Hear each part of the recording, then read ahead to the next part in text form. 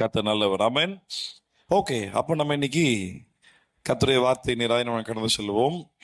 தெய்வீக குடும்பம், காட்லி ஃபேமிலி அப்படின்ற தலைப்புல தொடர்ந்து பேசிக்கிட்டு இருக்கிறேன்.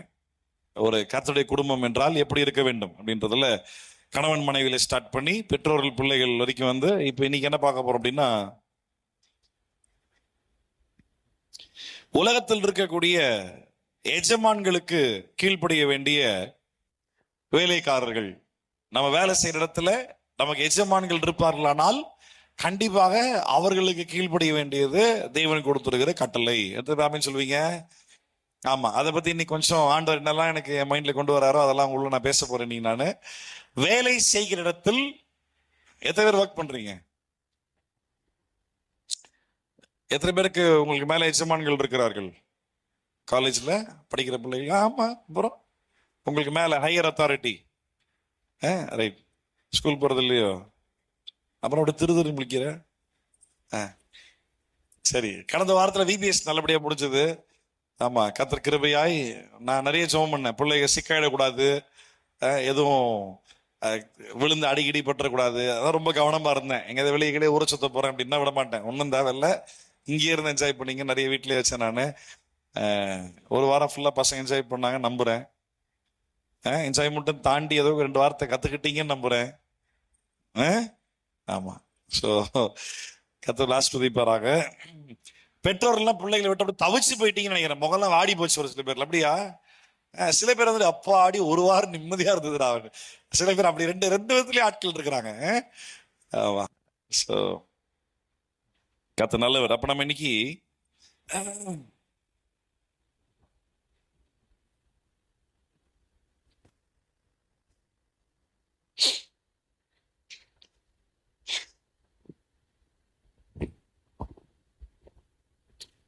ஒரு இடத்துல வேலை கிடைச்சிருச்சு. அந்த இடத்துல வந்துட்டு வேலை செய்ய இடத்துல கண்டிப்பா ப்ரெஷர் இருக்கும்ல? இருக்குமா இருக்காதா? இருக்குமா இருக்காதா? வேலை செய்ய இடத்துல ப்ரெஷர் இருக்கும் இல்ல? வேலை செய்ய இடத்துல நம்ம இரிட்டேட் பண்றதுன்னு 2 பேர் நம்ம கூடவே வேலைக்கு சேர்ந்துருப்பான். இருப்பானா இருக்க மாட்டானா? ஆமா. சரி, அப்போ நான் ஒரு இடத்துல வேலைக்கு சேர்ந்து நான் அந்த வேலையில கரெக்டா இருக்கணும் அப்படின்னா எனக்கு தேவைப்படக்கூடிய மிக முக்கியமான ஒரு கேரக்டர் என்ன? டிசிப்ளின். ஓகே, ஒழுக்கம், பொறுமை. பொறுமை கரெக்ட். இன்னும் கொஞ்சம் அந்த பொறுமை, நேர்மை. நேர்மலை நீங்க அவன் கேட்டான் வேலை பிடிச்சா சந்தோஷம் தான் அவனுக்கு. ஆமா. ஆமா, நாளே என் மனைவிக்கு சொல்லி கொடுத்துருக்கேன். கவர்மெண்ட் டாக்டர்ல சொல்லி கொடுத்துருக்கேன். இந்த டைம் நீ இருக்கணும், இந்த டைம் வரை முடிஞ்சா 9 மணிக்கு உள்ள வந்தீங்கன்னா 4 மணிக்கு தான் போகணும். என்ன பண்ணுவான்? காலைல 9 மணிக்கு வந்துடுவான், சாப்பிட்டு படுத்து தூங்கிட்டு எதனா கதை பேசிட்டு போயிடுவான். வேலையை செய்ய மாட்டான். வேலை சொல்லி கொடுத்துருக்கேன். அவன் எப்பனா வரட்டும், எப்பனா போட்டோம், அது அவனாச்சு அரசாங்கமாச்சு. உனக்கும் ஹாஸ்பிட்டலில் வேலை ஆகணும், வேலை ஆகுதான்னு மட்டும் பாரு, அதை தெளிவாக சொல்லி கொடுத்துருக்கிறேன். ஸோ கண்டிப்பாக நேர்மை முக்கியம், ஆனால் வேலை முடியணும், அது ரொம்ப முக்கியம். அதுதான் எஜமானிகள் எதிர்பார்ப்பது. வேற கீழ்ப்படிதல், வெரி குட். உண்மையா இருக்கணும். வேற அந்த உண்மையை பத்தி நான் 2 விதத்துல பேச போறேன். நீ நான் ஞாபகப்படுத்த மிஸ் பண்ணிட்டேன்னா, எஜமான்களுக்கு உண்மையா இருப்பது எப்படி அப்படின்ட்டு. சரி, அப்புறம் முக்கியமான ஒரு விஷயம். நான் என்ன கேள்வி கேட்டேன்? வேலைக்கு போறோம், நான் அந்த இடத்துல இருந்து வேலை. சில பேர் பாத்தீங்கன்னா 1 மாசம் கூட ஒரு வேலைக்கு உருப்படியே போக மாட்டான். ஒண்ணு ஓனர் தோத்திடுவான், இல்லாட்டி இவனாவே நின்றுவான் இல்ல? ஆமா, அப்படியே இந்த குரங்கு மரத்துல இருந்து மறந்தவர மாதிரி. ஆமா, ஒரு வருஷம் ஒரு ஊர்ல, ஒரு வருஷம் ஒரு இப்படியே சுத்திக்கிட்டே இருக்கிறது இல்ல. அதான் சொல்றேன், ஒரு இடத்துல வேலைக்கு போனோம் அப்படின்னா அந்த இடத்துல வேலையில கரெக்டா தரித்திருப்பதற்கு தேவைப்படக்கூடிய ஒரு முக்கியமான ஒரு கேரக்டர் பொறுமையை தாண்டி பாதுகாப்பா. காக்கா பிடிக்கணுமா? கோழி பிடிக்கிற வேலைக்கு போயேன். சகிப்புத்தன்மை. ஜெகனுக்கு பயங்கர எக்ஸ்பீரியன்ஸ் போலுக்குது இல்ல? ஆமா, பிரின்சிபல் என்ன சொன்னாலும் எஸ் சார், எஸ் சார். நீங்க யோசிச்சு பாருங்களேன், ஒரு ஓனர் கிட்ட ஒருத்தர் வேலை செய்யறான் அப்படின்னா ஓனர் யார தெரியுமா சூப்பர்னு சொல்லுவாங்க? எல்லாத்தையும் சகிச்சுக்கிட்டு சிரிச்சுக்கிட்டே சரிங்க சார் நான் பத்தி அவன் வேலை செய்யறான், செய்யல, ஓபி அடிக்கிறான், அடிக்கல இல்ல. ஆமா, இப்ப ரொம்ப ஹை ஸ்டாண்டர்ட் ஸ்கூல்ல வேலை இங்கிலீஷ் தெரியல, அதெல்லாம் மேட்டர் இல்ல. என்ன தேவை? என்ன சொன்னாலும் சொல்லுங்களேன். ஏங்க, பைபிள்ல இருந்து ஒரு லைஃப் லெசன், வாழ்க்கைக்கான ஒரு பாடத்தை சொல்லி கொடுத்துட்டு இருக்கிறேன். அமைதியா இருந்தா எப்படி? சொல்லுங்க, என்ன தேவை? சகிப்புத்தன்மை தேவை. சகிச்சுக்கணும். இன்னும் சொல்லப்போனா கிறிஸ்தவனா இருந்தா எல்லாத்தையுமே சகிச்சுக்கணும், என்ன நடந்தாலும் சகிக்கணும். சகிப்புத்தன்மை இல்லாம உன்னால கிறிஸ்துவின் சுவாபத்தை காட்டவும் முடியாது. சகிப்புத்தன்மை இல்லாம புருஷனுக்கும் பிரியமா இருக்க முடியாது. சகிப்புத்தன்மை இல்லாம மனைவிக்கும் புருஷன் பிரியமா இருக்க முடியாது. சகிப்புத்தன்மை பிள்ளைகளை சகிச்சிக்கல அப்படின்னா பிள்ளைங்க பண்ற குடும்பத்தனத்தை பெற்றோரால சகிச்சிக்க முடியல, என்ன பண்ணுவாங்க? ஐயோ, அடிச்சே சாவடிச்சிடுவாங்களா? பிள்ளைகளோட குடும்பத்தனத்தை பெற்றோரால சகிச்சிக்க முடியல, என்ன பண்ணுவாங்க? கண்டிப்பாங்க.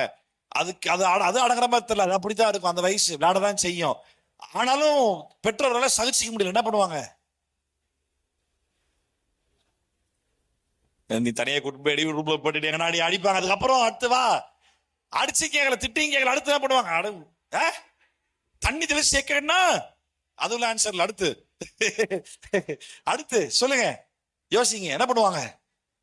என்கிட்ட நேரம் வருவாங்க, பாஸ்டர் இவனை ஹாஸ்டல்ல சேர்த்துடலாம் பாஸ்டர், இவனை வச்சுட்டாங்களால கொண்டு போய் எங்கேயாவது ஹாஸ்டல்ல பிள்ளைகிட்ட. அப்ப நல்லா கவனிங்க, சகிப்புத்தன்மை எல்லாம் ஃபேமிலி ஒழுங்கா நிக்காது இல்ல. சகிப்புத்தன்மை புருஷனும் மனைவி சகித்துக் கொள்ளலன்னா ஃபேமிலி ஒழுங்கா நிக்காது. அம்மாவே இல்லையா?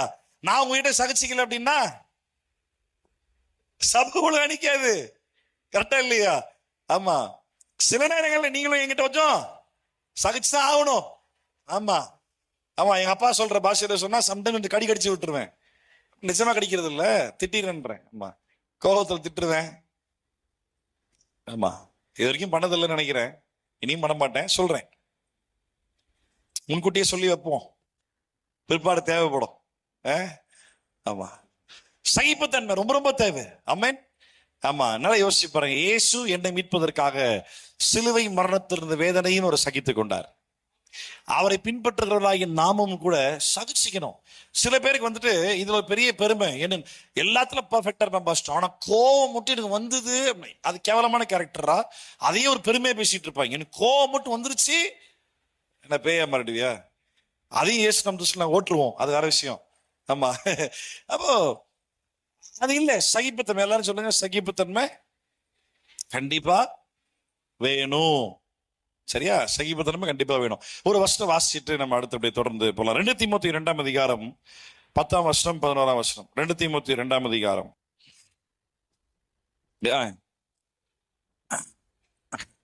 எடுத்தவங்க எல்லாரும் சேர்ந்து வாசிங்க. எனக்கு பைபிள் வாசிங்க, எல்லாரும் வாசிக்கணும். வாசிங்க, நீங்க லீட் பண்ணுங்க சிஸ்டர். ஆகையால் ரட்சிப்பை நித்திய, நல்ல கவனிங்க, ரட்சிப்பை நித்திய மகிமையோடு பெற்றுக்கொள்ளும்படிக்கு எதுக்காக சகிக்கிறாரா? சகலத்தையும், எல்லா இடத்திலையும் எல்லாவற்றுக்காகவும் பவுல் என்ன சொல்றாரு? அந்த நித்திய மகிமை பெற்றுக்கொண்ட ரட்சிப்பை நித்திய மகிமையோட பெற்றுக்கொள்ளும்படி எல்லாத்தையுமே சகிச்சுக்கிறேன் அப்படின்றாரு. அடுத்து வாசிங்க. இந்த வார்த்தை, எந்த வார்த்தை உண்மை உள்ளது?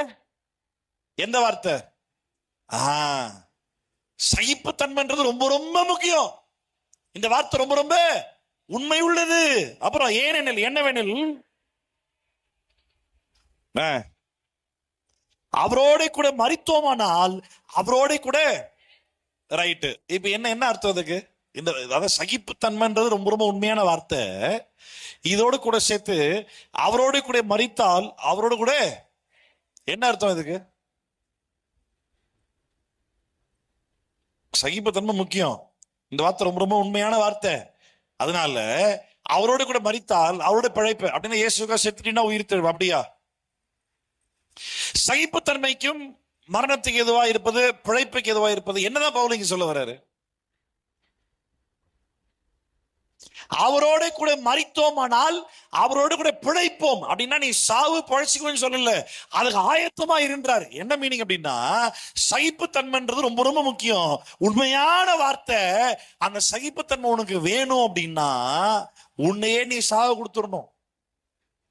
அப்படின்னு என்ன அர்த்தம்? நீ உனக்காக நீயே முதல்ல சாவணும். அப்படின்னு என்ன அர்த்தம்? புரியல? அப்படின்னு என்ன அர்த்தம்? சுயத்தை முதல்ல வெறுத்தணும், சாகடிக்கணும். பவுல் சொல்றார், அனுதினமும் கிறிஸ்துவோடு கூட சிலுவையில அறையப்பட்டிருக்கிறேன். ஆமென்.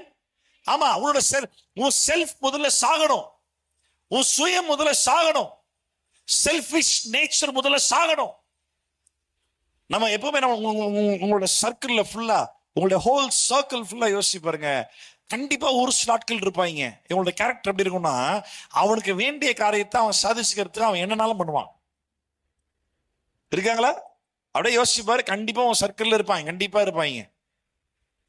அவனுக்கு வேண்டிய காரியத்தை அவன் சாதிச்சுக்கிறதுக்கு அவன் என்னன்னாலும் பண்ணுவான். அவன் சுயநலவாதிகள் இல்ல, அப்படி இல்லை. நம்ம அப்படி இருக்கவே கூடாது. நமக்கு சகிப்புத்தன்மை கண்டிப்பா வேணும். சகிப்புத்தன்மை வேணும், அந்த கேரக்டர் வேணும். அப்படின்னா முதல்ல என்னுடைய மாம்சத்திலே நான் சாகணும். முதல்ல என்னுடைய சுயத்தை முதல்ல வெறுக்கணும். என்னுடைய கம்ஃபர்ட் ஜோன் முதல்ல வெறுக்கணும். எனக்கு என்னுடைய தேவைகள் முதல்ல வெறுக்கணும். சில பேர் இருக்காங்க, எல்லாத்துலயுமே எல்லாருக்கும் உதவி செய்ய எப்பவுமே தயாரா இருப்பாங்க. எப்ப மட்டும் தெரியுமா? இவன் கரெக்டான டைம்ல தூங்கிடணும், கரெக்டான டைம்ல சாப்பிட்டுறணும். அது போக எப்பனாலும் எல்லாருக்கும் உதவி செய்ய தயார். ஆமாவா இல்லையா? ஆமா. நான் இங்க சர்ச் முடிச்சுட்டு ரிட்டர்ன் போகும்போது வந்துட்டு அப்படியே சம தூக்கத்துல போவேன். அப்படியே கார்ல டயர்டாயிடும், அப்படியே தலெல்லாம் வலிக்கும். அப்படியே பாதி தூக்கத்திலேயே கஷ்டப்பட்டு ஓட்டுவேன். நிற்க வைப்பேன், தண்ணி குடிப்பேன், மூஞ்சி கழுவேன். ரொம்ப மூஞ்சி கழுவ மாட்டேன், தண்ணி குடிப்பேன், ஓட்டுவேன். எங்கனா காஃபிக்கு ஸ்டாப் பண்ணுவேன். கூட யாரா இருக்க ஃபர்ஸ்ட் டேய் எதனா பேசுறா அப்படின்னால அப்பதான்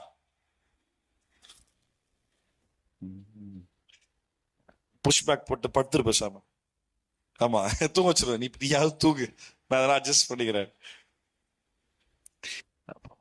சில பேருக்கு சரியா தூக்கம் இல்லைன்னு அப்படியே பைத்தியம் முடிச்சிடும். ஆக்சுவலா தூக்கம் வேணும், நான் இல்லைன்னு சொல்லல. ஒரு சில எமர்ஜென்சியான சிச்சுவேஷன்ஸ், ஒருத்தருக்கு அத்தியாவசியமாக ஒரு உதவிகள் தேவைப்படுது அப்படின்றப்போ நான் தூங்கி எழுந்துட்டு வந்து அப்புறம் உனக்கு ஹெல்ப் பண்றேன்னா அவன் செத்துருவான் அதுக்குள்ள. ரைட்டா? அப்போ என்னுடைய தூக்கத்தையும் வெறுக்க தயாரா இருக்கணும். சில பேருக்கு டைமுக்கு சாப்பிட்டுருந்தோம், சாப்பிடல இருக்கிற எல்லா பிசாசும் ஏறிடும். இவன் மண்டே பிச்சுக்க மாட்டான், இருக்கிற எல்லா மண்டையும் பிச்சு போட்டுருவான். ஆமா, வீட்டுல சாப்பாடு டைம் ரெடி ஆகல, சோத்துக்கே சண்டை வரும் மொத்தமா. இல்ல? ஆமா, இல்ல அப்படி இருக்க கூடாது. கிறிஸ்தவர்களுக்கு எல்லா காரியத்திலையும் சகிப்புத்தன்மை ரொம்ப ரொம்ப முக்கியம். ஏன்னா அந்த சகிப்புத்தன்மையோடு தான் நாம் பெற்றுக்கொண்டிருக்கிற ரட்சிப்பை நித்திய மகிமையோடு சேர்த்து அடைய போகிறோம். அல்ல சொல்லுவோமா? அல்லேலூயா. அதே சகிப்புத்தன்மை தான் நீங்க வேலை செய்யக்கூடிய இடத்துல உங்க எஜமான்களிடத்தில் கண்டிப்பா உங்களுக்கு தேவைப்படுது. ஆமென். ஆமா, நம்ம தொடர்ந்து ஒரு சில வசனங்கள் இந்த எஜமான்கள் பத்தி, விசுவாசிகளாகிய வேலைக்காரர்களை பத்தி வேதம் என்ன சொல்லுது அப்படின்னு சொல்லி ஒரு சில காரியங்கள் நம்ம தியானிக்க போறோம். ஒரு சில எக்ஸாம்பிள்ஸ் கூட நான் உங்களுக்கு சொல்ல போறேன். சரிங்களா? வாசிக்கலாம். எபேசியர் 6ஆம் அதிகாரம் எடுத்துட்டீங்களா? எபேசியர் 6ஆம் அதிகாரம் 5 இருந்து வாசிப்போமா? போன வாரம் பெற்றோர்கள் பிள்ளைகள் படிச்சோமா? அப்புறம் பிதாக்கள் பிள்ளைகளை கோவப்படுத்தாதீங்கன்னு பார்த்தோமா? அப்படியே கண்டினியூ பண்ண போறோம். 5ஆம் வசனம் சேர்ந்து வாசிக்கலாம். ஆண்கள் பக்கம் கண்டிப்பா வாசிக்கணும். யாராவது படிக்கல, மைக் நல்லா வெயிட் ஆகுது, யாராவது படிக்காம பிடிச்ச மண்டையில போட்டுரும். மைக்கை தூக்கி பார்த்து பொழந்து ரெண்டா.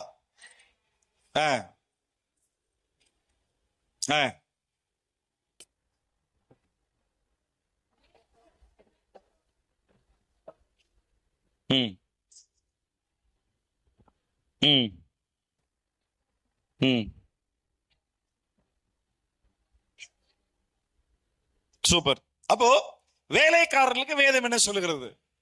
நம்ம கிறிஸ்தவர்கள் அநேக நேரங்கள்ல பாட்டு பாடுறது குறையில்ல, ஆராதிக்கிறது குறையில்ல, சண்டே சர்ச்சைக்கு போது ஒயிட் போட்டு வரல குறையில்ல, வெளி தோற்றமான அலங்காரங்களை கிளீனா சேவ் பண்ணி ட்ரிம் பண்ணி முடிய வெட்டி பர்ஃபெக்டா அழகா பார்த்தோன்னப்பா விசுவாசி போல்கேன் பார்த்தோன்னே தெரிஞ்சிடும் அழகா. ஆனா இவர்கள் வேலை ஸ்தலங்களில் இவருடைய வேலையை ஒழுங்கா செய்யாத காரணத்தினால இவர் நிமித்தமாய் தேவ நாம தூஷிக்கப்படுதுன்னு எத்தனை பேர் தெரியும்?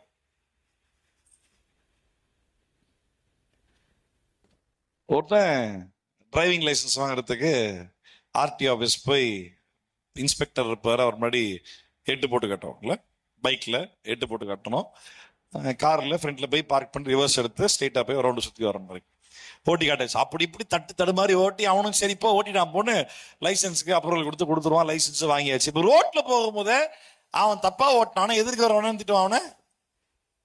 யார் ரவுண்ட்ல இப்போ இவன் ஓட்டுறதுக்கும் லைசன்ஸ் கொடுத்தோன்னு என்னவாவது சம்பந்தம் இருக்கா? இவன் மண்ணு தப்பு அவன் குற்றவாளி ஆக முடியுமா? ரெண்டாவது ரோட்ல தப்பு நடக்கிறது யதார்த்தமான காரியம். ஆமாவே இல்லையா? ஆமாவே இல்லையா? ஆமா. இப்ப அதே போலதான் கிறிஸ்து இயேசுக்குள்ள நாம் இயேசுவை தரித்து கொண்டவர் என்று சொல்லி பப்ளிக்ல காட்ட ட்ரை பண்ணிக்கிட்டு இருக்கும் பொழுது மெயினா உன் வேலை செய்யற ஸ்தலத்துல உன் சாட்சின்னு எழுந்து போயிட்டீங்கன்னா இன்னும் ஸ்பெசிபிக்கா சொல்றேன், நீ வேலை செய்யற இடத்துல நீ செய்கிற வேலையில உன் சாட்சி இழந்துட்ட அப்படின்னா அது உனக்கு மட்டும் அவ பேர் அல்ல, நீ ஆராதிக்கிற ஆண்டவரும் சேர்த்துதான் அவமானப்படுத்துவாங்க. கவனமா இருக்கணும், ரொம்ப கவனமா இருக்கணும். இங்க வசனம் சொல்லுது, நீங்கள் கிறிஸ்துவுக்கு கீழ்ப்படுகிறது போல சரீரத்தின்படி உங்கள் எஜமான்களா இருக்கிறவர்களுக்கும் பயத்தோடும் நடுக்கத்தோடும் கபடற்ற மனதோடும் கீழ்ப்படிந்து. எப்படி கீழ்ப்படினோம் சொல்லுங்க? பயத்தோடு, நடுக்கத்தோடு, கபடற்ற இருதயத்தோடு, மனதோடு. கபடற்ற மனதோடு, மனம் இருதயம் எல்லாம் ஒண்ணுதான். கீழ்ப்படியணும். எஜமா உங்ககிட்ட என்ன கீழ்ப்படிய சொல்ல போறான்? வேலை செய். இப்ப அதுல இன்னொரு விஷயம் ஒன்று இருக்குது. இப்போ மேபி இந்த லேபர் ஒர்க்ல பெருசா இருக்காது. ஒரு ஆபீஸ் ஒர்க்னு போகும்போது வந்துட்டு நிறைய ஃபார்ம்ல சைன் பண்ணுவோம். இன்டர்வியூ அட்டன் பண்ணி ஜாப் கிடைச்சி ஜாப் டிஸ்கிரிப்ஷன்ல நம்ம என்ன பண்ணுவோம்? சைன் பண்ணுவோம். அந்த ஜாப் டிஸ்கிரிப்ஷன் என்ன படிச்சுக்கிறோமா? வேலை கட்சி அப்பாடி எது என்னவா நீட்டு எதுனாலும் கையெழுத்து போட்டுறேன். ஆமா, வேலை கிடைச்ச சந்தோஷத்துல அந்த ஜாப் டிஸ்கிரிப்ஷன்ல உனக்குரிய சம்பளமோ இவ்வளவு சம்பளத்துக்காக இந்த என்ன வேலை நீ செய்யணும்ன்றது டீட்டெயில் எழுதியிருக்கும்.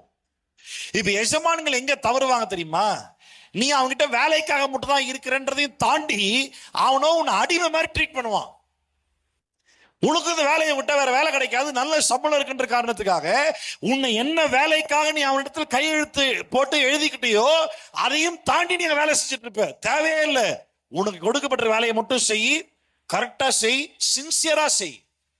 கபடற்ற மனம்னு படிச்சோம்ல இங்க, கபடற்ற மனதோடு கீழ்ப்படிந்து அப்படின்னா சின்சியரா செய். இந்த சின்சியர்ன்ற வார்த்தை எங்கெல்லாம் பொருந்தும் தெரியுமா? எனக்கு கொடுக்கப்பட்டிருக்கிற வேலையின் அடிப்படையில தான் எஜமான் நான் கீழ்ப்படிய போறேனே தவிர இந்த வேலையும் தாண்டி எஜமா சொல்றாருன்ற காரணத்துக்காக நான் அவர் கீழ்ப்படிய.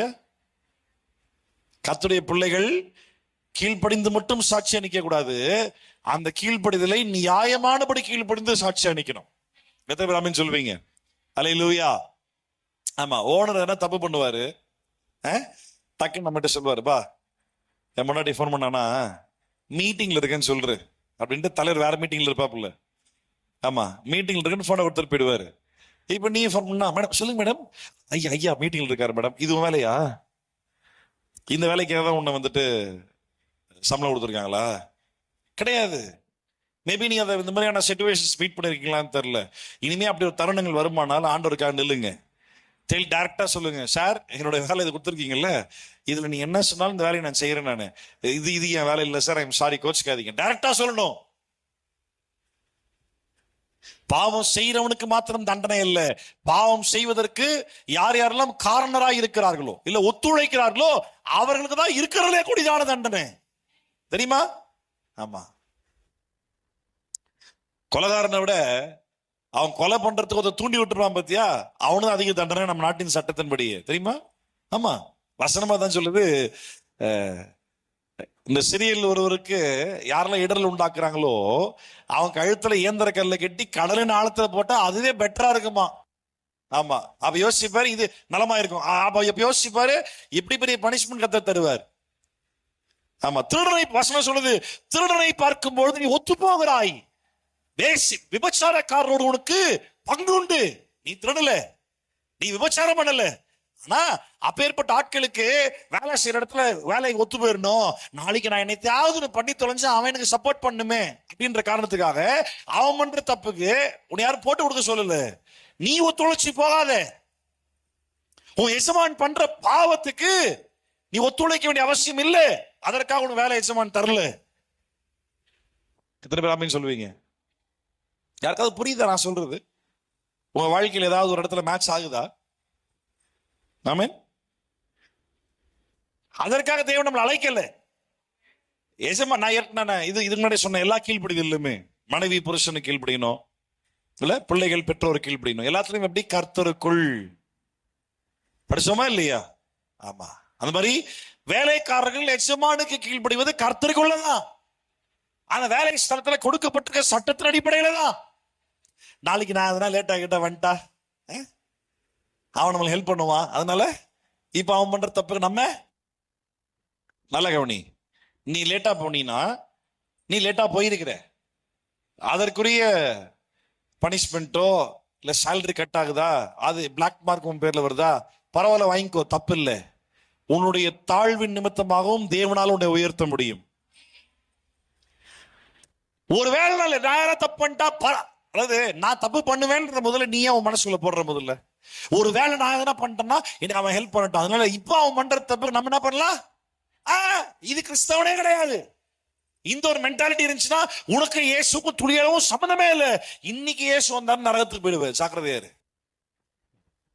நான் அடிக்கடி சொல்லுவேன், இயேசுவை மனப்பூர்வமே விசுவாசிக்கிறேன், அவரின் பாவத்தை மன்னித்தார், இயேசு எனக்காக மரித்தார், பிதாவை உயிர்த்தெழ செய்தார், எனக்காக வரப்போகிறார். இந்த ஸ்டேட்மெண்ட்டை மனப்படமா சொல்லியாச்சுன்னா சொல்றவன் ரசிக்கப்பட்டான்னு அர்த்தமா? இல்ல, கிடையாது. இயேசு சொன்னாரு, அவனுடைய கிரியைகளால் அவனை அறிவீர்கள் இல்ல. ஆமா, கனி கொடுக்காத மரத்தை என்ன பண்ண, வெட்டி அக்கினில போடப்படும். ஆமாவா இல்லையா? யாக்கோபுல அதுதான் வாசிக்கிறோம். ஆபிரகாம் விசுவாசத்தால் நீதிமான் எண்ணப்பட்டான், அதையும் தாண்டி அவன் கிரியினால் அல்லவோ நீதிமான் ஆக்கப்பட்டான். விசுவாசத்தால் நீதிமான் எண்ணப்பட்டான், கிரியினால அவன் அவனோட விசுவாசம் சரின்றத அவன் ப்ரூவ் பண்ணி காட்டினான்.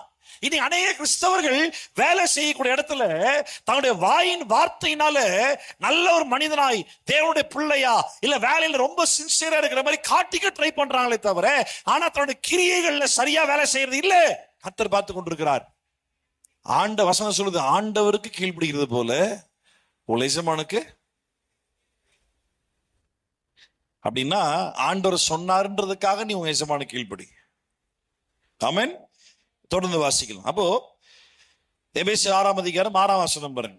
மனுஷருக்கு பிரியமாயிருக்க விரும்புகிறவர்களாக பார்வைக்கு ஊழியம் செய்யாமல். புரிஞ்சுதா? மனுஷனை பிரியப்படுத்துறதுக்காக அவங்க பாக்குறாங்கன்றதுக்காக நீ வேலை செய்யாத. தப்பா ஒரு வேலை செய்யறான் பத்தியா, அவனுக்கு ஒத்துழைச்சு போன்றதுக்காக நீ வேலை செய்யாத. உனக்கு ஆண்டவர் வேலையை கொடுத்திருக்கிறாரு. இந்த வேலையில ஒரு எசமான ஒரு மனிதனை உனக்கு மேல ஆண்டு வச்சிருக்காரு.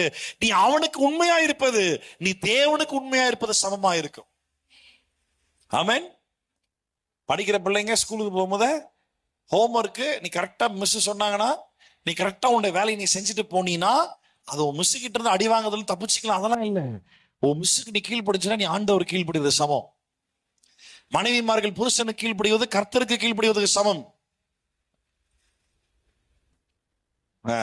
ரைட்டு.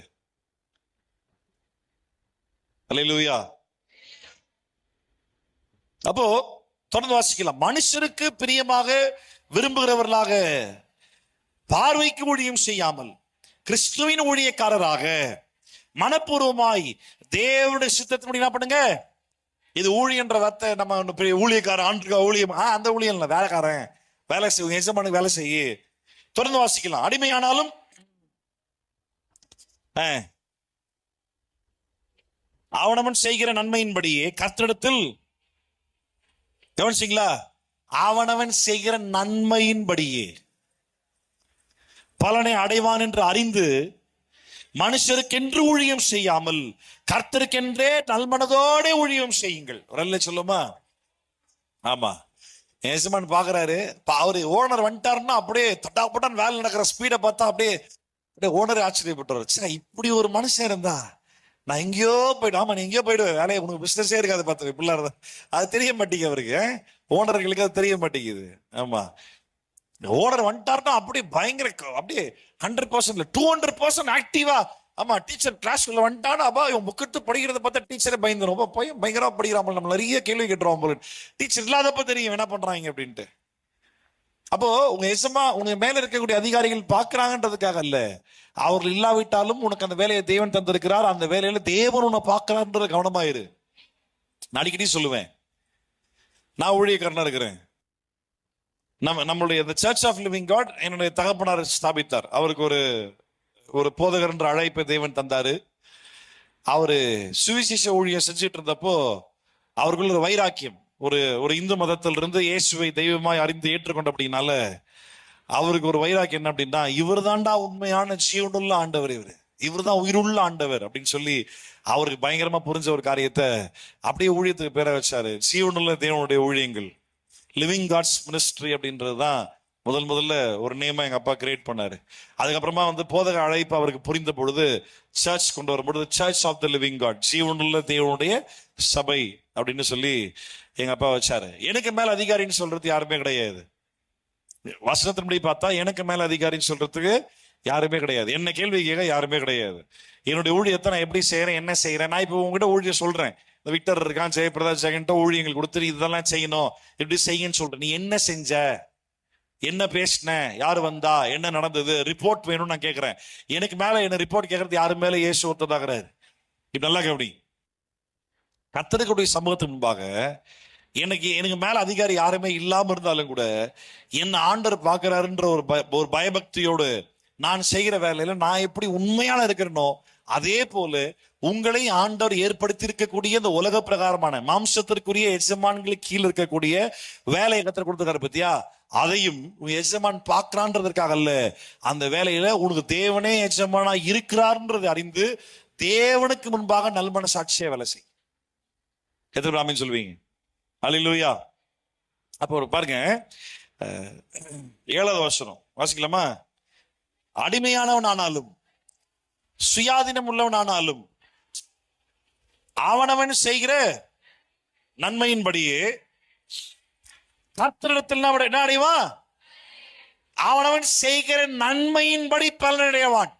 அப்புறம் என்று அறிந்து மனுஷருக்கென்று ஊழியம் செய்யாமல் கர்த்தருக்கென்றே நல்மனதோடு ஊழியம் செய்யுங்கள்.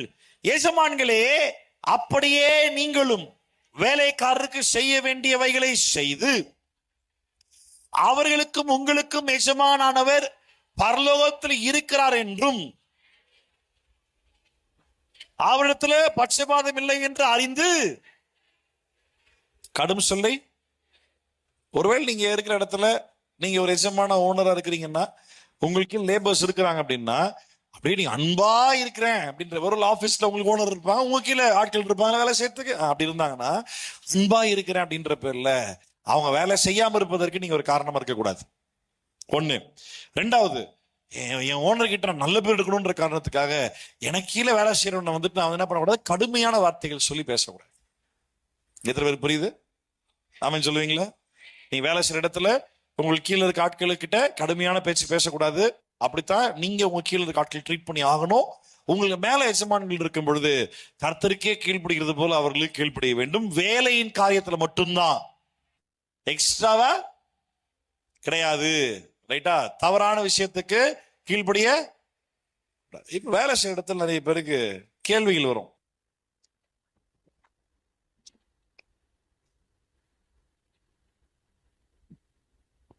வேலை செய்யற இடத்துல நிறைய பேருக்கு கொஸ்டின்ஸ் வரும்.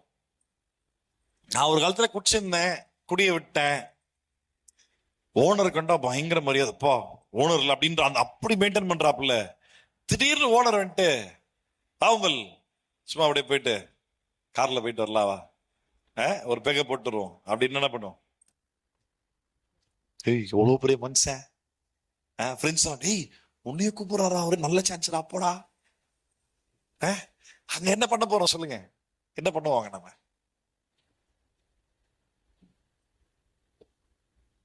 என்ன பண்ணுவோம்? குடிக்காதீங்க சார், சீக்கிரம் செத்து போயிடுவீங்க.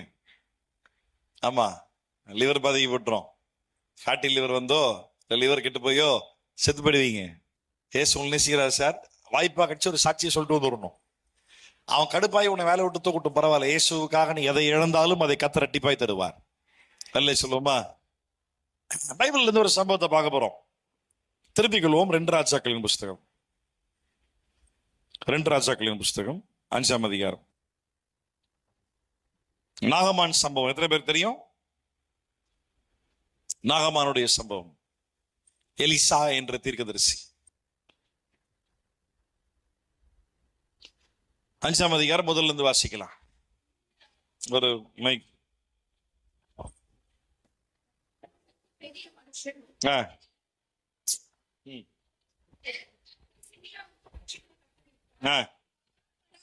ஆண்கள் பக்கம் யாரும் வாசிக்க மாட்டீங்களா? மகா பராக்கிரமசாலியாகிய அவனோ குஷ்டரோகியாய் இருந்தான். மைக் வாயில விட்டீங்களா? அப்படி அப்படி வச்சு நிதானமா. டேய் வாங்க, வால்யூம் கம்பெனி படிங்க ஸ்டெப். சிரியாவிலிருந்து தண்டுகள் புறப்பட்டு இஸ்ரவேல் தேசத்திலிருந்து ஒரு சிறு பெண்ணை சிறைப்பிடித்து கொண்டு வந்திருந்தார்கள். அவள் நாகமானின் மனைவிக்கு பணிவிடை செய்து கொண்டிருந்தாள். அவள் தன் நாச்சியாரை பார்த்து, என் ஆண்டவன் சமாரியாவில் இருக்கிற தீர்க்கதரிசினிடத்தில் போவாரானால் நலமாயிருக்கும், அவர் இவருடைய குஷ்டரோகத்தை நீக்கிவிடுவார் என்றாள். அப்பொழுது அவன் போய், இஸ்ரவேல் தேசத்து பெண் இன்ன பிரகாரமாய் சொல்லுகிறாள் என்று தன் ஆண்டவனிடத்தில் அறிவித்தான். அப்பொழுது சீரியாவின் ராஜா, நல்லது, போகலாம், இஸ்ரவேலின் ராஜாவுக்கு நிருபம் தருகிறேன் என்றான். அப்படியே அவன் தன் கையிலே 6000 சேக்கல் நிறைப்பெண்ணையும் 10 மாற்றுவல் திறங்களையும் எடுத்துக்கொண்டு போய் இஸ்ரவேலின் ராஜாவிடத்தில் அந்த நிருபத்தை கொடுத்தான். அதிலே, இந்த நிருபத்தை உம்மிடத்தில் என் ஊழியக்காரனாகிய நாகமான் கொண்டு வருவான். நீர் அவன் குஷ்டரோகத்தை நீக்கிவிட அவனை உம்மிடத்தில் அனுப்பியிருக்கிறேன் என்று எழுதியிருந்தது. இஸ்ரவேலின் ராஜா அந்த நிருபத்தை வாசித்த போது அவன் தன் வஸ்திரங்களை கிழித்து கொண்டு, ஒரு மனுஷனை அவன் குஷ்டரோகத்தை நின்று நீக்கிவிட வேண்டும் என்று அவன் என்னிடத்தில் நிருபம் அனுப்புகிறதற்கு கொல்லவும் உயிர்ப்பிக்கவும் நான் தேவனா? இவன் என்னை விரோதிக்க சமயம் தேடுகிறான் என்பதை சிந்தித்து பாருங்கள் என்றான். இஸ்ரவேலின் ராஜா தன் வஸ்திரங்களை கிழித்து கொண்ட செய்தியை தேவனுடைய மனுஷனாகிய எலிசா கேட்டபோது அவன், நீர் உம்முடைய வஸ்திரங்களை கிழித்து கொள்வானேன்? அவன் என்னிடத்தில் வந்து இஸ்ரவேலே தீர்க்கதரிசி உண்பன் என்பதை அறிந்து கொள்ளட்டும் என்று ராஜாவுக்கு சொல்லி அனுப்பினான். அப்படியே நாகமான் தன் குதிரைகளோடும் தன் ரதத்தோடும் வந்து எலிசாவின் வாசற்படியிலே நின்றான். அப்பொழுது எலிசா அவனிடத்தில் ஆள் அனுப்பி, நீ போய் யோர்தானில் 7 தரம் ஸ்நானம் பண்ணு, அப்பொழுது உன் மாம்சம் மாறி நீ சுத்தமாவா என்று சொன்னான். அதற்கு நாகமான் கடுங்கோபம் கொண்டு புறப்பட்டு போய் அவன் வெளியே வந்து நின்று தன் தேவனாகிய கர்த்தருடைய நாமத்தை தொழுது தன் கையினால் அந்த இடத்தை தடவி இவ்விதமாய் குஷ்டரோகத்தை நீக்கிவிடுவான் என்று எனக்குள் நினைத்திருந்தேன். நான் ஸ்நானம் பண்ணி சுத்தமாகிறதற்கு இஸ்ரவேல் தண்ணீர்கள் எல்லாவற்றை பார்க்கிலும் தமஸ்குவின் நதிகளாகிய ஆப்னாவும் பர்பாரும் நல்லதல்லவோ என்று சொல்லி உக்கிரத்தோடே திரும்பி போனான். அவன் ஊழியக்கார சமீபத்தில் வந்து அவனை நோக்கி, தகப்பனே, அந்த தீர்க்கதரிசி ஒரு பெரிய காரியத்தை செய்ய உமக்கு சொல்லியிருந்தால் அதை நீ செய்வீர் அல்லவா? ஸ்நானம் பண்ணும், அப்பொழுது சுத்தமாவீர் என்று அவர் உம்மோடே சொல்லும்போது அதை செய்ய வேண்டியது எத்தனை அதிகம் என்று சொன்னார்கள். அப்பொழுது அவன் இறங்கி தேவனுடைய மனுஷன் வார்த்தையின்படியே யோர்தானில் 7 தரம் முழுகின போது அவன் மாம்சம் ஒரு சிறு பிள்ளையின் மாம்சத்தை போல மாறி அவன் சுத்தமானான். அப்பொழுது அவன் தன் கூட்டத்தோடு எல்லாம் தேவனுடைய மனுஷனிடத்துக்கு திரும்பி வந்து அவனுக்கு முன்பாக நின்று, இதோ, இஸ்ரவேலில் இருக்கிற தேவனை தவிர பூமி எங்கும் வேற தேவன் இல்லை என்பதை அறிந்தேன். இப்போதும் உமது அடியேன் கையில் ஒரு காணிக்கை வாங்கிக் கொள்ள வேண்டும் என்றான்.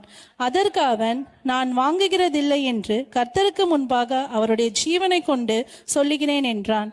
வாங்க வேண்டும் என்று அவனை வருத்தினாலும் தட்டுதல் பண்ணிவிட்டான்.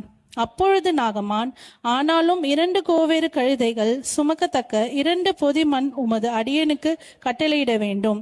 உமது அடியன் இனி கர்த்தருக்கே அல்லவாமல் அந்நிய தேவர்களுக்கு சர்வாங்க தகனத்தையும் பலியையும் செலுத்துவதில்லை. ஒரு காரியத்தையே கர்த்தர் உமது அடியேனுக்கு மன்னிப்பாராக. என் ஆண்டவன் பணிந்து கொள்ள ரிம்மோன் கோவிலுக்கு பிரவேசிக்கும் போது நான் அவருக்கு கையாளாக கொடுத்து ரிம்மோன் கோவிலிலே பணிய வேண்டியதாகும். இப்படி ரிம்மோன் கோவிலில் நான் பணிய வேண்டிய இந்த காரியத்தை கர்த்தர் உமது அடியேனுக்கு மன்னிப்பாராக என்றான். அதற்கு அவன், சமாதானத்தோட போ என்றான். இவன் புறப்பட்டு கொஞ்ச தூரம் போகும்போது நம்ம சப்ஜெக்ட் முடிச்சு அதுக்கப்புறம் திருட்டு போய் உள்ள வந்து காசு கேட்பான், மாட்டிக்குவான், அதெல்லாம் வேற. அப்புறம் கேஆர்சி பின்னாடியே ஓடி வந்து எங்க எஜமான வந்துட்டு இப்பதான் சொந்த ஆட்கள் வந்திருக்காங்க, அதில் கொஞ்சம் ட்ரெஸ் வாங்கி வந்து அந்த நாகமாடு குஷ்டரோகம் ஃபுல்லா இவன் மேல வரும், அதெல்லாம் இருக்கட்டும். இப்ப முக்கியமான ஒரு விஷயத்தை கவனிக்கணும்.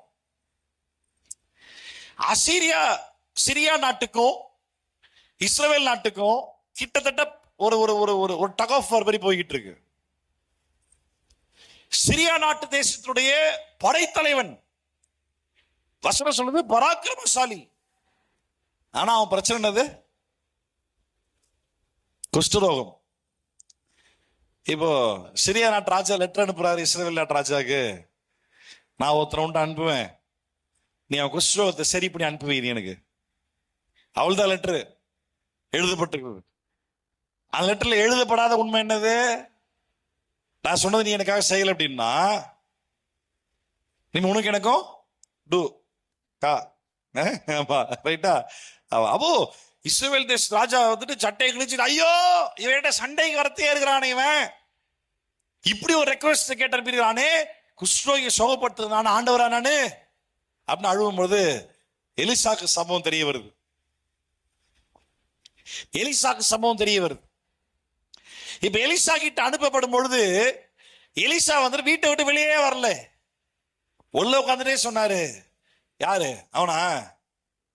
அவன் அப்படியே போய் அந்த யோர்தான்ல ஒரு 7 முறை முங்க சொல்லு போ அப்படின்ட்டாரு. இவன் நாகமானுக்கு பயங்கர கோவம் வந்துச்சு.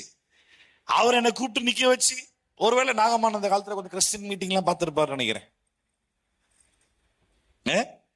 என்னை தொட்டு தடவி, அது தமிழ்ல தடவின்னு இருக்கு, ஆக்சுவலா இங்கிலீஷ்ல வந்துட்டு that he will wave his hand over upon my lepers அப்படின்னா எங்கெல்லாம் குஷ்டம் இருக்கோ அது மேல கையை நீட்டி heal in the name of Jesus.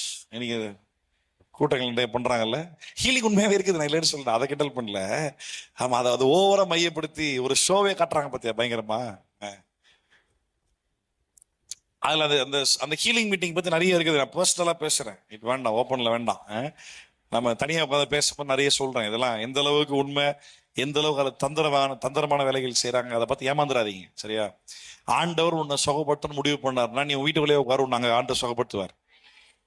ஆமா, நீ எங்கேயும் போய் யார்கிட்டையும் மண்டை விடணும், யாரும் பேரை சொல்லி கூப்பிடணும் ஒரு அவசியமும் இல்லை. நீ ஆண்டுகிட்ட கேட்டீங்கன்னா அவர் உனக்கு செய்வார்.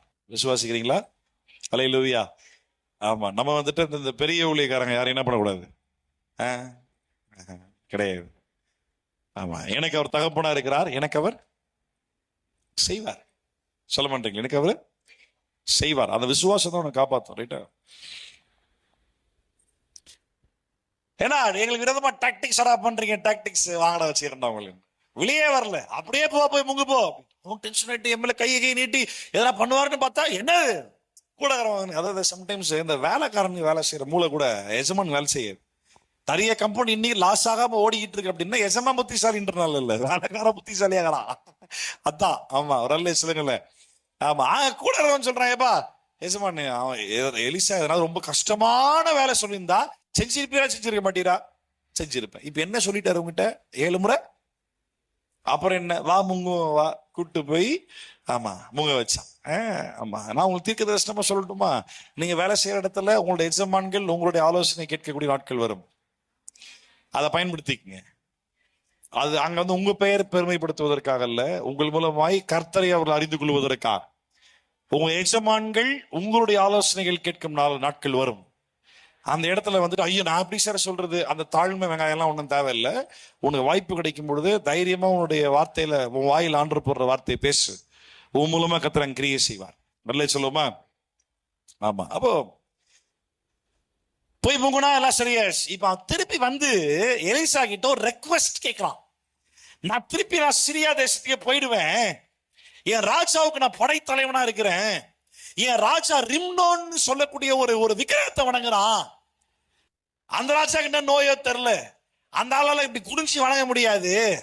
அந்த ராஜா யாரையும் நம்ப மாட்டான், நான் தான் போர் தளபதி, நான் தான் பக்க பலமா கூடவே இருப்பேன், என் தோள்பட்டையை பிடிச்சிக்குவான், நான் வணங்கும் போது என் கூட சேர்ந்தாவணும். இத்தனை நாளா மனப்பூர்வமா வணங்கினேன், ஆனா இன்னைக்கு இஸ்ரவேலின் தேவன் உண்மையானதுன்னு கண்டுகொண்டேன். உங்க ஊர்ல இருந்து ஒரு மூட்டை மண்ணு மட்டும் அழுட்டு போட்டு பர்மிஷன் தாங்க, எங்க ஊர்ல போய் அந்த மண்ணை போட்டு அந்த மண்ணில் உட்காந்து ஆண்டவர் ஆராதிக்கிறேன். ஆனா இப்படி ஒரு சம்பவம் வேலை சில இடத்துல மாட்டிக்கிட்டு இருக்கிறனே, என்ன பண்றது? என்ன பண்ணலாம்? என்ன பண்ணலாம்?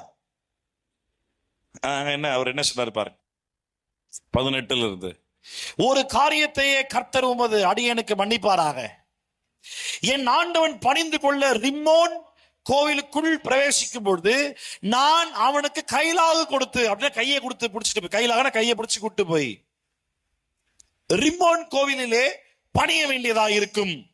இப்படி ரிம்மோன் கோவிலில் நான் பணிய வேண்டிய இந்த காரியத்தை கர்த்தர் உமது அடியனுக்கு மன்னிப்பாராக என்றான். அதற்கு அவன் சமாதானத்தோட போ என்றான். புறப்பட்டு கொஞ்ச தூரம் போதும். ரொம்ப ஆச்சரியமா இருந்துச்சு. ஒருவேளை இன்னைக்கு இருக்க பாஸ்டர்ஸ் என்ன சொல்லியிருப்பாங்க, சாபம் எஃபெக்டோட சொல்லுவாங்க, சாபம். பக்கம் வருங்க சார். நானும் ஒரு காலத்துல அப்படியே பேசிக்கிறேன் தான், மிமிகிரிலாம் இல்ல, ஒரிஜினல். ஆமா அப்படியே இருந்ததுல கொஞ்சம் ரிவர்ப் வச்சா கரெக்டா இருந்திருக்கு இன்னும் கொஞ்சம் கூட. ஆமா, ஆல்வின் தாமஸ் ட்ரம்பட் வரும்போது டோன்ட் கட் த ரிவர்ப். ஆமா, பாத்தீங்களா அந்த வீடியோ? ஐயோ, சென்னைன்னு தலைநகரமா இது தருதல நகரமால இருக்குது. எல்லா கூட்டு கலவாணிகளும் இங்க தான் புறப்பட்டு வராங்க. நான் அவரை சொல்லல, பொதுவா சொல்றேன்.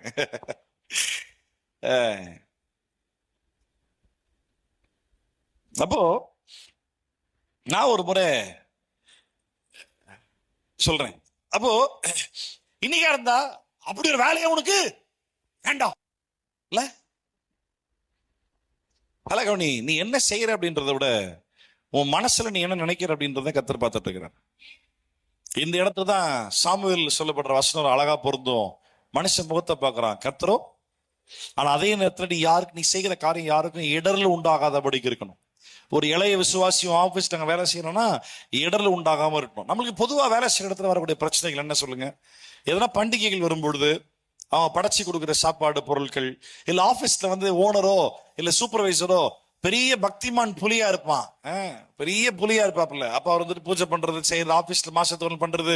அப்ப நான் நிக்கணுமா நிக்க வேண்டாமா, நான் நிக்கலன்னா ஆபீஸ்ல திட்டுறாங்க, பிரச்சனை பண்றாங்க, இல்ல என்ன சம்டைம்ஸ் பண்ண சொல்றாங்க. நீ பண்ணவே கூடாது. என்ன பண்ணக்கூடாது? எக்காரணத்தோட பண்ணக்கூடாது. அந்த இடத்துல நிக்கலாமா போயிடணுமா? போக வாய்ப்பு இருந்தா போயிடு.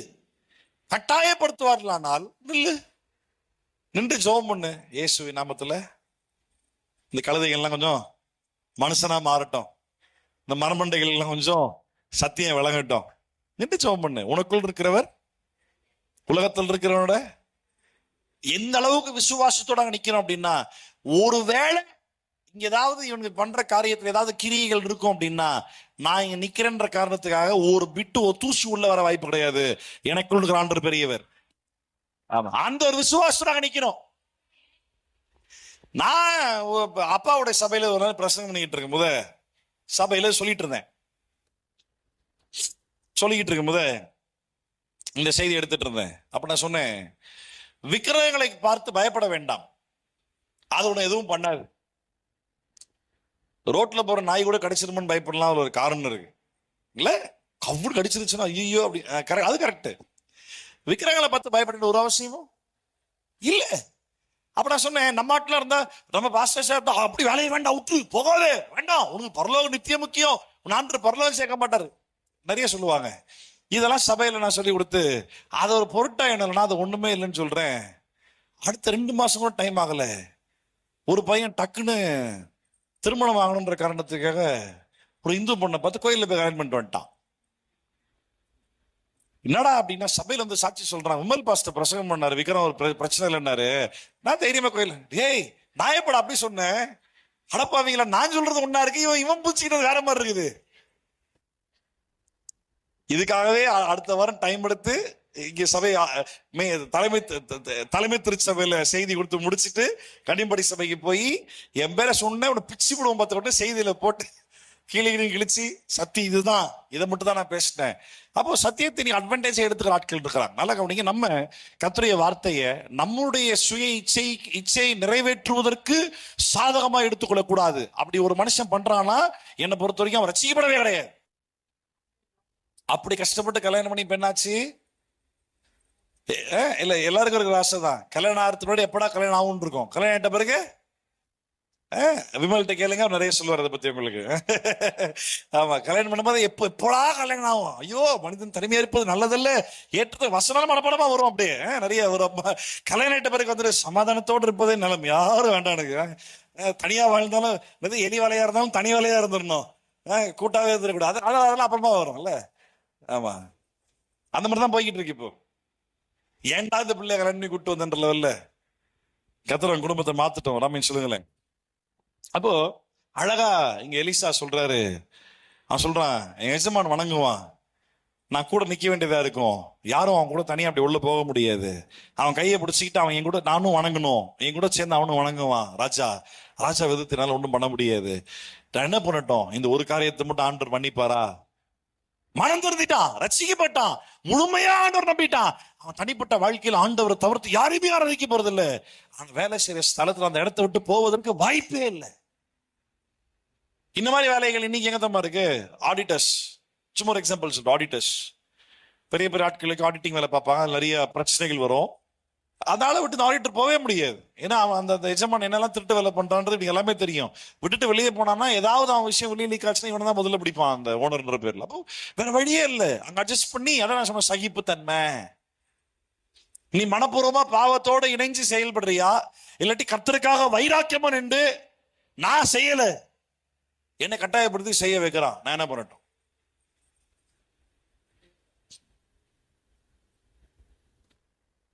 அது அந்த நேரத்தில் ஆண்டவர் உங்களுக்கு என்ன உணர்த்துறாது நீங்க செய்யுங்க. ஆனா ஒரு காரியம் மட்டும் மறக்காதீங்க.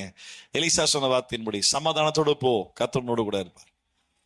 அதனால நீ டிஸ்டர்ப் ஆகாத. உன் மனசுல நீ இஸ்ரவேல் தேவனை தொழுது கொள்றல, அதெல்லாம் டிஸ்டர்ப் ஆகாத. சமாதானத்தோடு கூட போ, கர்த்தர் பார்த்துக் கொள்வாரு அப்படின்ட்டார். திருப்பி கொள்ளும் கொலோசியர் 3ஆம் அதிகாரம். கொலோசியர் சபைக்கு அப்போஸ்தலனாகிய பவுல் எழுதிய சத்தியங்கள். கொலோசியர் 3ஆம் அதிகாரம்.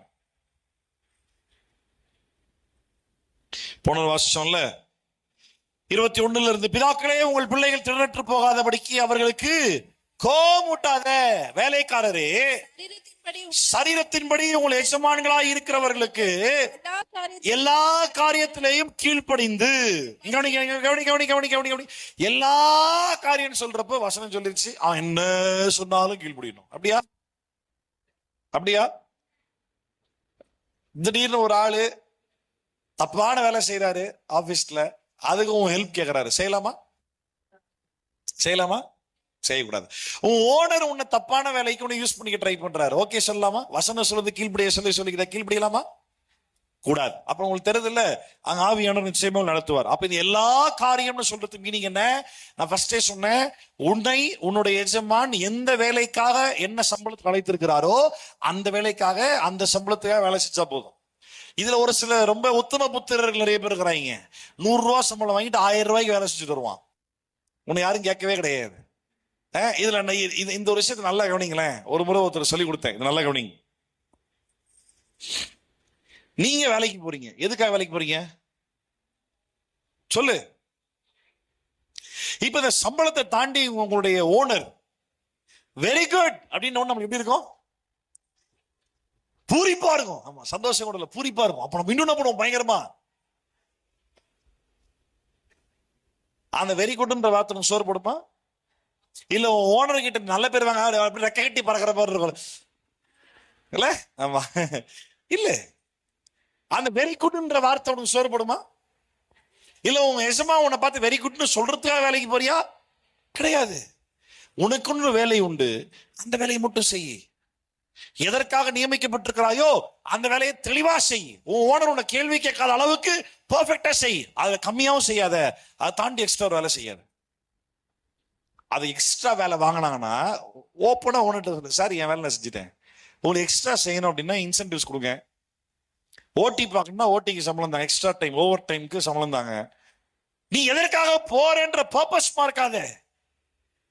அநேக நேரங்களில் பெரிய சைக்காலஜி மனோதத்துவம் தான். அப்படியே ஆபீஸ் மத்தியில எல்லாரும் கூப்பிட்டு நிக்க வச்சு, இதுக்கப்புறம் இந்த நபர் தான் நான் நம்புகிறேன், ஆமா அப்படின்னு நம்மளுக்கு அப்படியே எப்படி தெரியுமா, வேலைக்காரன்ற மறந்து நமக்கே ஓனர்ன்ற ஃபீலிங் வந்துடும். நல்லா கவனி, ஃபீலிங் மட்டும் தான் வருமே தவிர நீ ஓனர் இல்லை, ஞாபகத்துல வை. ஆமே, ஆமா ஆமா. அப்ப கூப்பிட்டு 4 பேர் மத்தியில கூப்பிட்டு, இந்த மாசம் இவன் நல்லா ஒர்க் பண்ணாங்கன்னு சொல்லிட்டு என்ன பண்ணுவாங்க, டக்குன்னு வந்துட்டு ஒரு சொல்ல கிஃப்ட், டீ கப், ஒரு காஃபி கப், டீ கப் அப்படி பிரசன்ட் பண்றாங்க. அதை வாங்கிட்டு அப்படி எல்லாம் super, very good very good very good, கூட இருக்கலாம் அப்ரிசியேட் பண்ணுவான். இனிலிருந்து நான் வாங்குற 10,000க்கு 15,000 சேர்த்து வேலை செய்ய போறேன், ஆனா சம்பளம் 10,000 தான், தேவையில்லை. சோ இப்போ நம்ம இந்த உலகத்துல நம்மளுடைய எனர்ஜியை எங்க அதிகமா செலவு பண்றோம் நல்லா யோசி. அந்த வெரி குட்ன்ற வார்த்தைகள் நீ எந்த வேலையும் செய்ய தேவையில்ல. உன்னை பார்த்து வெரி குட்னு ஓனரை சொல்றதுனால அவனுக்கு எந்த நஷ்டமும் இல்லை. ஆனா அவன் வெரி குட்னு சொல்லி உன்னால அதிகமா லாபம் அடைகிறான். அதுக்காக நீ வேலைக்கு போகல. அதற்கு பதிலாக அந்த எனர்ஜிய ஊழியத்துல செலவு பண்ணு. ஒரு ஆத்ம மனம் திரும்பி பரலோகம் போக வாய்ப்பு இருக்கு. அல்லேலூயா. உன் எஜமானை நீ பிரியப்படுத்துவது, உன் எஜமான் எந்த வேலைக்காக உன்னை அழைத்திருக்கிறானோ அந்த வேலையின் அடிப்படையில் நீ கரெக்டா செய்யி. அதுல உன் எஜமான் பிரியப்பட்டா போதும், எக்ஸ்ட்ரா செய்யாத. ஆமென். வெரி குட்ன்ற வார்த்தைகளை வேலை செய்யாது. சரியா? நம்ம அநேக நேரங்கள்ல நல்ல கோட் சூட் போட்டுன்னு எங்க ஓனர் யார்கிட்ட பேசவே மாட்டாரு, அப்படியே செம்ம ஸ்ட்ரிக்டா சீரியஸா இருப்பாரு. மேனேஜர்கிட்ட மட்டும் தான் பேசுவாரு, மேனேஜர் தான் ஆபீஸ்ல இருக்க எல்லார்ட்டையும் பேசுவாரு, ஓனர் பேசவே முடியாது. அப்படி பேசாத ஓனர் திடீர்னு ஆபீஸ்ல உங்ககிட்ட வந்துட்டு நல்லா வேலை செய்றீங்க, keep up the good work அப்படின்னு உடனே நம்ம என்ன பண்றோம்? உடனே சேம் ரெக்க கட்டி பறக்கும். ஆமா, உடனே என்ன பண்ணுவோம்? 20,000 சம்பளம் தான் இருக்கும், 50,000 வேலை செஞ்சுட்டு வருவோம். ஏன்னா அடுத்த மாதிரி வெரி குட் கேட்கணும்ல திருப்பி. வெரி குட் சோறு போடாது sir, smart work, very good அப்படி அவன் மட்டும் போயிடுவான். அந்த ஒரு வார்த்தையை மட்டும் சொல்லிட்டு போறதுல நீ அவனை 5,000 சம்பாதிச்சு கொடுத்துட்டு இருப்ப. அந்த எனர்ஜியை நீ ஆண்டவருக்காக கொடுக்க ஆரம்பி. அல்லேலூயா. அதான் இயேசு சொன்னாரு, பாம்பை போல வினா உள்ளவர்களாக, புறாவை போல கபடற்றவர்களாக இருங்கள். அல்லேலூயா. நாம தொடர்ந்து வாசிக்கலாம். வேலைக்காரரே, சரீரத்தின்படி உங்கள் எஜமான்களா இருக்கிறவர்களுக்கு எல்லா காரியத்திலையும் கீழ்ப்படிந்து நீங்கள் மனுஷருக்கு பிரியமாயிருக்க விரும்புகிறவர்களாக பார்வைக்கு ஊழியம் செய்யாமல் தேவனுக்கு பயப்படுகிறவர்களாக கபடமில்லாத இருதயத்தோடு ஊழியம் செய்யுங்கள். நீங்கள் கர்த்தராகிய இயேசு கிறிஸ்துவை சேவிக்கிறதுனாலே சுதந்திரமாகிய பலனை கர்த்தராலே பெறுவீர்கள் என்று அறிந்து எதை செய்தாலும் அதை மனுஷனுக்கென்று செய்யாமல் கர்த்தருக்கென்றே மனப்பூர்வமாய் செய்யுங்கள். அநியாயம் செய்கிறவன் தான் செய்கிற அநியாயத்திற்கேற்ற பலனை அடைவான். பட்சபாதமே. நம்ம ஏற்கனவே இதுக்கு முன்னாடி எபேசியர்ல வாசிச்சோம்ல, நன்மை செய்கிறவன் அதற்குரிய பலனை அடைவான், பட்சபாதம் இல்ல. அதே பவுல் கொலோசு சபை எழுதுறாரு, அநியாயம் செய்கிறவனும் தன் பலனை அடைவான், பட்சபாதம். அப்போ நீ ஊழியத்துல நீ ஆபீஸ்ல வேலை செய்யற இடத்துல நீ உன் வேலைக்குரிய நன்மையான காரியங்களை செஞ்சீன்னா அதற்குரிய பலனை நிச்சயமா அடைவ. யார் தருவா தெரியுமா? யார் தருவாரு? கர்த்தர் தருவார். அந்த பலனை கர்த்தர் தருவார். நீங்கள் கர்த்தராகிய இயேசு கிறிஸ்துவை சேவிக்கிறதுனாலே. எப்படி? வேலை செய்யற இடத்துல ஓனருக்கு உண்மையா இருந்தா நான் ஆண்டவரே சேவிக்கிறேன்ற கணக்கா செய்கிறதுனாலே சுதந்திரமாகிய பலனை கர்த்தராலே பெறுவீர்கள் என்று அறிந்து எதை செய்தாலும் மனுஷனுக்கு என்று செய்யாமல் கர்த்தருக்கென்றே மனப்பூர்வமாய் செய்யுங்கள். அல்லே சொல்ல. அல்லேலூயா. திருப்பி 1 தீமோத்தேயு 6ஆம் அதிகாரம் என்னெல்லாம் வசனம் சொல்லுது பார்த்துடலாம். 1 தீமோத்தேயு 6ஆம் அதிகாரம் முதல்ல இருந்து. தேவனுடைய நாமமும் உபதேசமும் தூஷிக்கப்படாதபடிக்கு அடிமைத்தன நுகத்துக்குட்பட்டு இருக்கிற வேலைக்காரர் யாவரும். மெதுவா வாசிங்க, அப்பதான் எல்லாம் சேர்ந்து வாசிக்க முடியும். எல்லாம் சேர்ந்து வாசிக்கலாமா? 1 தீமோத்தேயு 6ஆம் அதிகாரம் முதல்ல இருந்து இல்ல. தேவனுடைய நாமமும் உபதேசமும் தூஷிக்கப்படாதபடிக்கு அடிமைத்தன நுகத்துக்குட்பட்டிருக்கிற வேலைக்காரர் யாவரும் தங்கள் எஜமான்களை எல்லா கணத்திற்கும் பாத்திரர் என்று எண்ணிக்கொள்ள கடவர்கள். விசுவாசிகளாகிய எஜமான்களை உடையவர்கள் தங்கள் எஜமான்கள் சகோதரராய் இருக்கிறதினாலே அவர்களை அசட்டை பண்ணாமல் நல் வேலையின் பலனை பெற்றுக்கொள்ளுகிற அவர்கள் விசுவாசிகளும் பிரியமா இருக்கிறபடியால் அவர்களுக்கு அதிகமாய் ஊழிய செய்ய கடவர்கள். இந்தபடியே போதித்து புத்தி சொல்லு. சொல்லுமா கவனி. இப்ப இவ்வளவு என்ன சொன்ன? ஒரு அவிசுவாசியான ஒரு ஓனர் இருக்கிறான் அப்படின்னா அவன் சொன்ன வேலையை மட்டும் செய் போதும். இப்ப அதே நேரத்துல ஒரு விசுவாசியாகிய ஒரு ஓனர் ஒருத்தர் இருக்கிறாங்க. இப்போ என்ன பண்ணுவோம்? நம்ம அவனதான் ஏமாத்தோம். அவிசுவாசிக்கிட்ட போய் மாடோட மோசமா வேலை செஞ்சு கொடுத்துட்டு விசுவாசியா இருக்கிற ஓனரை டீல்ல விட்டுருவோம், ஏமாத்திடுவோம். கேட்டா ஓனர் என்ன சொன்னாருன்னா, நீங்க எல்லாம் ரசிக்கப்பட்டிருக்கீங்களா? கிறிஸ்து நண்பே இல்லை உங்களுக்குலாம், சகோதரர் மாதிரி இருக்கிறீங்க நீங்க அப்படின்றத உடனே இல்ல. நல்ல கவனிங்க. தமிழ்ல சொல்லுவோம் இடம் பொருள் ஏவல் இல்ல. எந்த இடத்துல பொருள் என்ன மேட்ரு, ஏவல் என்ன வேலை செய்யறோம் அப்படின்றத அறிந்து தெளிவா வேலை செய்யணும் அப்படின்னு சொல்லுவோமா? ஆமா. இப்போ யோசிச்சு பாருங்க. நான் வந்துட்டு ஒரு ஸ்கூல் எடுத்துக்கோமே. ஒரு ஸ்கூல்ல வந்து நான் பிரின்சிபலா இருக்கிறேன், இல்ல கரஸ்பாண்டன்ட், நான் ஓனர், நான் தான் ஓனர், ஸ்கூல் ஸ்டார்ட் நடத்திட்டு இருக்கிறேன். இப்போ ஒரு ஜெகன் இருக்கான் நம்ம ஸ்கூல்ல. ஜெகன் தான் வந்து பிடி மாஸ்டர். நம்ம தம்பி இருக்கிறான்ல, எதுக்கு வேலை ஆளை கூப்பிட்டுக்கிட்டு ஜெகன் வந்து பிடி மாஸ்டரா போட்டேன். சரியா? ஜெயஸ்ரீ வந்து பிரின்சிபலா போட்டுருக்கிறேன். அவங்க பிரின்சிபல், அவர் சார், நான் வந்துட்டு ஸ்கூல் ஓனர். நான் இப்ப நம்ம எல்லாம் சர்ச்சுக்கு வரோம். நான் இப்ப பாஸ்டர். நீங்கெல்லாம் யாரெல்லாம்? ஜெயஸ்ரீயும் ஜெகனும் சேர்த்து. கரெக்டா? விசுவாசிகள். இப்போ இங்க வந்தா நம்ம ரோல் என்னன்னு நம்மளுக்கு தெரியணும். அப்படியே ஸ்கூலுக்கு போனா அங்கதான் என்ன பாஸ்டர்னு கூப்பிட முடியுமா? இங்க வந்துட்டு என்ன சார்னு சொல்லுவியா? இல்ல. கரெக்டா நான் சொல்றது புரியுதா உங்களுக்கு? எந்தெந்த இடத்துல யாரை எப்படி கணப்படுத்தணுமோ அந்த கணத்தை கரெக்டா கொடுத்துடணும்.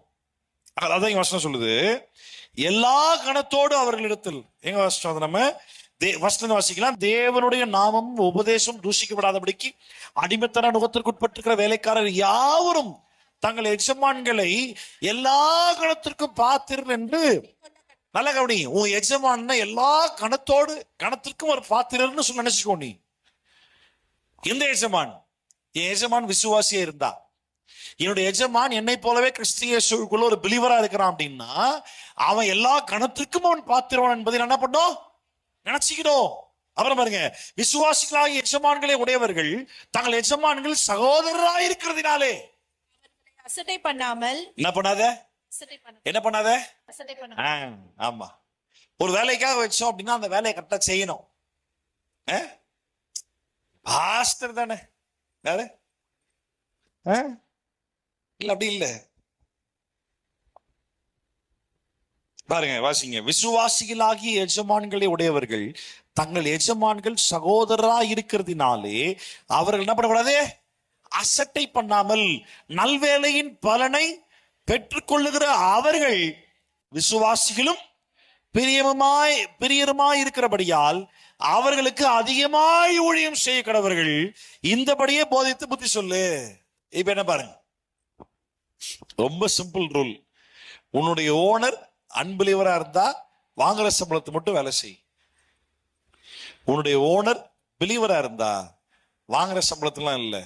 உன்னால அந்த ஊழியக்காரன், உன்னால உன்னுடைய ஓனர் பிலீவரா இருக்கிற அப்படின்னால அவன் வந்துட்டு உன்னுடைய ஓனர் பிலீவர் மட்டும் இல்ல, அவன் ஓனர் மட்டும் இல்ல, அவன் உனக்கு கிறிஸ்திய இயேசுவுல சகோதரனாகவும் இருக்கிறபடினால வாங்குற சம்பளத்துக்குள்ள எவ்வளவு வேலை செய்ய முடியுமோ அவ்வளவு வேலையை அவனுக்கு செஞ்சு கூட.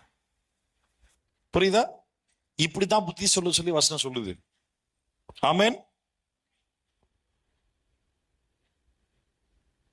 வாசிக்கலாம். ஒருவன் நம்முடைய கர்த்தராகிய இயேசு கிறிஸ்துவின் ஆரோக்கியமான வசனங்களை தேவ பக்திக்கேற்ற உபதேசங்களையும் ஒப்புக்கொள்ளாமல் வேற்றுமையான உபதேசங்களை போதிக்கிறவனானால் அவன் இருமாப்புள்ளவனும் ஒன்றும் அறியாதவனும் தர்க்கங்களையும் வாதங்களையும் பற்றி நோய் கொண்டவனுமாயிருக்கிறான். அவைகளாலே பொறாமையும் சண்டையும் தூஷணங்களும் பொல்லாத சம்சயங்களும் உண்டாகி கெட்ட சிந்தை உள்ளவர்களும் சத்தியம் இல்லாதவர்களும் தேவ பக்தியை ஆதாய தொழில் என்று எண்ணுகிறவர்களுமாயிருக்கிற மனுஷர்களால் உண்டாகும் மாறுபாடான தர்க்கங்களும் பிறக்கும். இப்படிப்பட்டவர்களை விட்டு அல்லே சொல்லுமா போதும் என்று மன்னனுடன் கூடிய தெய்வ பக்தி. உன்னுடைய எஜமான் விசுவாசியா இருந்தானா போதுன்ற, அவன் தர சம்பளம் உனக்கு போதுன்ற அந்த மனசோடு கூட இருக்கக்கூடிய தெய்வ பக்தியோடு அவனுக்கு எல்லா வேலையுமே செஞ்சு கொடு. இதுல கர்த்தர் பிரியப்படுகிறார். சொல்லுமா? அதே போல உன் கீழே வேலை செய்யறவன் ஒரு பிலீவரா இருந்தான் அப்படின்னா உன்னால அவன்கிட்ட எவ்வளவு கடும் சொல்லை பயன்படுத்தாமல் எந்த அளவுக்கு உன்னால அவனிடத்தில் கிருபையா இருக்க முடியுமோ அவ்வளவு கிருபையாயிரு. ஆமென். ஆமா. அப்போ இன்னும் ஒரு வேத பகுதி கூட வாசிக்கலாம். அதோட நம்ம வாசித்து முடிப்போம். தீத்து 2ஆம் அதிகாரம்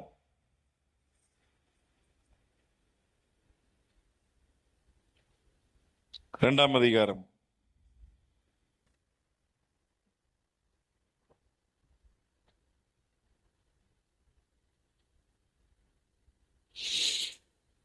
9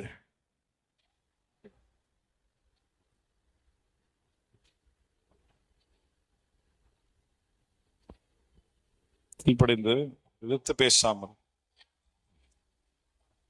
நடந்து கொள்ளவும் திருடாமல் இருந்து சகல விதத்திலும் நல்லுண்மை காண்பிக்கும். ஏனெனில் எல்லா மனுஷ ரட்சிப்பு அளிக்கத்தக்க தேவ கிருபையானது பிரசனமாகி நம் அவபக்தியையும் லௌகீக இச்சைகளையும் வெறுத்து தெளிந்த புத்தியும் நீதியும் தேவ பக்தியும் உள்ளவர்களாய் இவ்வுலகத்திலே ஜீவனம் பண்ணி நாம் நம்பியிருக்கிற ஆனந்த பாக்கியத்துக்கும் மகா தேவனும் இரட்சகராகிய இயேசு கிறிஸ்துவனுடைய மகிமையின் பிரசனமாகுதலுக்கும் எதிர்பார்த்து கொண்டிருக்கும்படி நமக்கு போதிக்கிறது. அல்ல சொல்லுமா? என்ன பண்ணக்கூடாது? அகைன் உன் விசுவாசியாகி எஜமான்கள் இருப்பார்கள். ஆனால் என்ன சொல்லப்பட்டிருப்பார்? கர்த்தராகிய இயேசு கிறிஸ்துவின் உபதேசத்தை எல்லாவற்றிலும் அலங்கரிக்கத்தக்கதாக, எல்லா உபதேசத்துக்கு கீழ்படுற நம்ம ஓனர் கிட்ட வேலை செய்யறத பத்தி பைபிள் என்ன சொல்லுதோ அதுக்கும் கண்டிப்பா கீழ்ப்படியணும். இது ஆரோக்கியமான உபதேசம் என்ன எப்படிலாம் கீழ்ப்படியணுமா? தங்கள் எஜமான்களுக்கு கீழ்ப்படிந்து எதிர்த்து பேசாமல். நம்ம டிஃபால்ட்டாவே தெரியும். யோசிச்சு பாருங்க, நீ வேலைக்கு போறீங்க, ஓனர் பிலீவர் இல்ல, எதிர்த்து பேசணும் ஆகும். அவள் நம்பிச்சு ஓனர் விட்ட சண்டை போட்டு இருப்பானா? கொஞ்சம் காட்டு ஓனர் கிட்ட. நீ தனியா ஓனர்கிட்ட பேசினாலே அவனை வச்சு செய்வான். 4 பேர் மத்தியில் எக்ஸ்ட்ரா ஒரு வார்த்தை சும்மா அப்படி எதிர்த்து சொல்லிப்பாரு, உன்னை மொத்தமா வச்சு செய்வான். போரா வெளியே அப்படின்றான் இல்ல. ஆனா இப்ப இது எதிர்த்து பேசுறது எங்க தம்ம நிறைய நடக்கும்? உன்னுடைய எஜமான் உங்களுக்கு தெரிஞ்ச பிலீவரா இருக்கும் போது அது எதிர்த்து பேசுறதுன்னு வசனம் சொல்லுது. ஆனா நம்ம என்ன மென்டாலிட்டியில் இருப்போம் தெரியுமா? ஏன் சகோதரன் தானே, அவர் தானே ஏற்கனவே தெரியுமே, அவர் ஆண்டோட பிள்ளையாச்சே, அவர் பிலீவர் ஆச்சு அப்படின்ட்டு நம்ம எதிர்த்து பேசுறோன்ற நினைப்புல இல்லாம உரிமை எடுத்துக்கிறோன்ற பேர்ல இருப்போம். உரிமை எடுத்துக்கிறேன் இல்ல, என்னோட எஜமான் என்னுடைய சகோதரனா இருக்கிறான் அப்படின்றதுல நான் உரிமை எடுத்துக்கிறேன் நம்ம நினைக்கிறோம். நான் வசனம் சொல்லி எதிர்த்து பேசுறேன். ஆமென். எதிர்த்து பேசாமல் எல்லாவற்றிலும் பிரியம் உண்டாக நடந்து கொள்ளவும். எல்லாத்திலும் பிரியமா நடந்துக்கோ. கவனி, இந்த வார்த்தைக்கு மட்டும் தான் பவுல் பயன்படுத்துறாரு. உன் விசுவாசியாகி எஜமான் இருப்பான், ஆனால் எல்லாவற்றிலும் அவனுக்கு பிரியமாயிரு. ஆமென். உன் எஜமான் விசுவாசியா இருந்த எல்லாவற்றிலும் அவனுக்கு பிரியமா நடந்துக்கோ. அவன்கிட்ட திருடாத. இப்போ திருடுறது என்ன தெரியுமா? நம்ம ஒண்ணு யாரும் போய் ஆபீஸ்ல போய் ஓனர் திரும்ப லாக்கர் திறந்து ஒரு 10 லட்சம் தூக்கிட்டு வர போறது இல்ல. அப்படி யாரும் திருட போறது இல்ல. ஆமா, இங்க திருடாமல் இருந்துச்சு நம்ம சொல்லுது. உனக்கு கொடுக்கப்பட்டிருக்க அகைன் கான்டெக்ட் மிஸ் பண்ணாத. உன் எஜமான் விசுவாசியா இருந்தால் சரியா, அவன் முடிச்சாலும் உன்கிட்ட கிருபையா இருக்க ட்ரை பண்ணுவான். சரி, பிலீவர் நம்ம சர்ச்சைக்கு ஒன்னா வராது அப்படின்ற மாதிரி அவன் ரொம்ப உன்கிட்ட ஃப்ரீயா ஈஸியா இருக்க ட்ரை பண்ணுவான். நம்ம என்ன பண்ணுவோம்? திருடுவோம். எப்படி திருடுவோம்? செய்யற வேலையை செய்யாம இருக்கிறது திருடுதான். ஓபி அடிக்கிறது, நல்ல வார்த்தை. நடிக்கிறது அதுக்கு உண்மை மீனிங் தெரியும். மீனிங் அப்படின்னா இல்ல, அந்த ஓபி ஓபியா என்ன அப்படின்னா ஓபி அவன் மண்டையில கொட்டவன ஒரு கொட்டுறவன. நானும் சின்ன வயசுல தான் சொல்லிக்கிட்டு இருக்கேன், தெரியல. நான் எல்லாத்துக்கும் மீனிங் கண்டுபிடிப்பேன். இது என்ன மேட்டர்னே புரியல. எவன் ஆரம்பிச்சாங்க சொன்ன வேலை ஓபி அடிக்கிறது திருடுதான். ஓபி அடிக்கிறது வேலை செய்யற மாதிரி செஞ்சுக்கிட்டு இருப்போம். ஆனா ஒரே ஒரு குண்டூசி கூட அங்க நடந்திருக்காது. அப்படி நானு என்னோட கார் ஆக்சிடென்ட் ஆச்சுன்னு சொல்லிட்டு என்ன பண்ணேன், ஒரு பாய் கிட்ட டிங்கரிங் வேலை பண்றதா கொடுத்தேன். 2 வாரம் இழுத்துட்டாப்புல. 4 நாள் தரேன்னு சொல்லிட்டு 2 வாரமா கார் இல்லாம ரொம்ப கஷ்டமா இருந்துச்சு. ஃபோன் பண்ணி திட்டி விட்டேன். நீங்க என்ன சொன்னீங்க, ஏன் செய்யல? சார் நாளைக்கு காலைல வாங்க சார், பக்கா பண்ணி கொடுத்தாரு சார் அப்படின்னா. நேரா போனேன். நான் கார்ல ஷெட்டு கிட்ட போயிட்டேன். கார்ல போகும்போது நான் பார்த்துட்டேன். நான் அவரோட ஆளு தெம்பாகிறாப்புல, நல்லா தெம்பா சம்புன்னு வேலை செஞ்சு. நான் வந்து இறந்து பார்த்தோம்ல, சார் எவ்வளவு வேலை தெரியுமா சார்? நோ டிங்கரிங் வேலை இப்போ உட்காந்து 5 நிமிஷத்துல இப்பயோ மொத்தத்தையும் பண்ண மாதிரி ஒரு ஃபீலிங். இவன் 4 நாளா ஒரு 2 வாரமா பண்ணுகிறான். அப்படியே இந்த மாதிரி நடிக்கிற நிறைய லேபர்ஸ் இருக்கிறாய். ஒரு ஒத்த வேலை செய்ய மாட்டான். ஆனாலும் எல்லா வேலையும் தான் செஞ்ச மாதிரி. நான் அதான் வசனம் சொல்ற மாதிரி, நீங்க பார்வைக்கு ஊழியம் செய்யாதீங்க, கர்த்தருக்காக ஊழியம் செய். அப்படின்னா ஊழியம் இல்ல, வேலை. ஆண்டவர் பாக்குறாருன்னு வேலை செய். அதுவும் எஜமான் வந்துட்டு விசுவாசம் இருப்பான், ஆனால் முழு மனதோட வேலை செய். அவனுக்கு பிரியமா நடந்துக்கோ. அவன்கிட்ட திருடாத. என்ன அர்த்தம் அப்படின்னா, அவனுக்கு கொடுக்குற வேலையை சின்சியரா செய். 2 முறை வாசிச்சோம். சின்சியரா, கபடமற்ற இருதய மனதோடு, கபடம் இல்லாத மனதோடு சின்சியரா அந்த வேலையை செய். ஆமென். ஆமா, ஒருவேளை ஓனர் சேர்ந்த எஜமான இருந்தா இந்த மாதிரி நீங்க என்ன பண்ணுங்க, அவங்களுக்கு சகல விதத்திலும் நன்மையினாலும் சகல விதத்திலும் நல்லுண்மையை காண்பிக்கவும் புத்தி சொல்லு. ஏனெனில் எல்லா மனுஷருக்கும் ரட்சிப்பு அளிக்கத்தக்கதாக தேவ கிருபையானது பிரசனமாகி நாம் அவபக்தியும் லௌகீக இச்சைகளையும் வெறுத்து தெளிந்த புத்தியும் நீதியும் தேவபக்தியும் உள்ளவர்களாய் உலகத்திலே ஜீவனம் பண்ணி நாம் நம்பி இருக்கிற ஆனந்த பாக்கியத்துக்கும் மகாதேவனும் நம்ம இரட்சகருமாகிய இயேசு கிறிஸ்துவினுடைய மகிமையும் பிரசனமாகுதலும் எதிர்பார்த்து கொண்டிருக்கும்படியா நமக்கு கர்த்தர் சீக்கிரம் வர போறாரு. வரும்பொழுது அவனுடைய கிரியைகளுக்கு பலன் ஆண்டவரே தருவார்னு சொல்லி இப்பதான் வாசிச்சோம். நம்ம வேலை செய்யற இடத்துல கூட, நீ வேலை செய்யற இடத்துல உன் ஓனர் உன் வேலையை அங்கீகரிக்கலையா, பரவாயில்ல. நீ செய்யற வேலைக்கான சரியான அங்கீகாரம், சரியான சம்பளம் கிடைக்கலையா, பரவாயில்ல. அதற்குரிய கூலியை ஒருபோதும் ஆண்டு கொடுக்காம இருக்க மாட்டாரு. ஏன்னா இயேசு சீக்கிரம் வரப்போகிறார். அப்போ அவிசுவாசியா எஜமான் பத்தி நம்ம பார்த்தோம், விசுவாசியாக எஜமான் நம்ம பார்த்தோம். நம்ம யாருக்கு ஊழியம் பண்ணாலும் மனுஷனுக்காக செய்யல, யாருக்காக செய்யறோம், கத்தருக்காக செய்யறோம். கூட வேலை செய்ய ஆட்கள் பிலிவரா இருப்பார்கள். ஆனால் ஏசு சொல்லி கொடுத்த மாதிரி 1 மைல் நடக்க கூப்பிட்டா 2 மைல் நடந்து போ, 1 ட்ரெஸ் கேட்டா 2 ட்ரெஸ் எடுத்துக்கூடு. அந்த மாதிரி வேலை செய்யற இடத்துல பிலிவர்ஸா இருப்பாங்க. ஓனரோ கூட வேலை செய்யற ஆட்களோ பிலிவரா இருந்தா முடிஞ்ச அளவுக்கு ஹெல்ப் பண்ணு. பிலிவர் இல்லைன்னா பாவத்திற்கு எதுவான காரியத்துல, தப்பான விஷயத்துல உடன்பட்டு போகாத, சத்தியத்திற்காக நில்லு, உனக்கு கொடுக்கப்பட்டிருக்க வேலையை மட்டும் செய்யி, உனக்கான சம்பளத்தை கரெக்டா வாங்கு, ஆண்டவர் பார்வையில் உண்மையாரு. கர்த்தர் ஆசீர்வதிப்பார். அல்லேலூயா. கண்களை மூடி நாம் ஜெபிக்கலாம். பிதாவே, நாங்கள் நன்றி செலுத்துகிறோம்.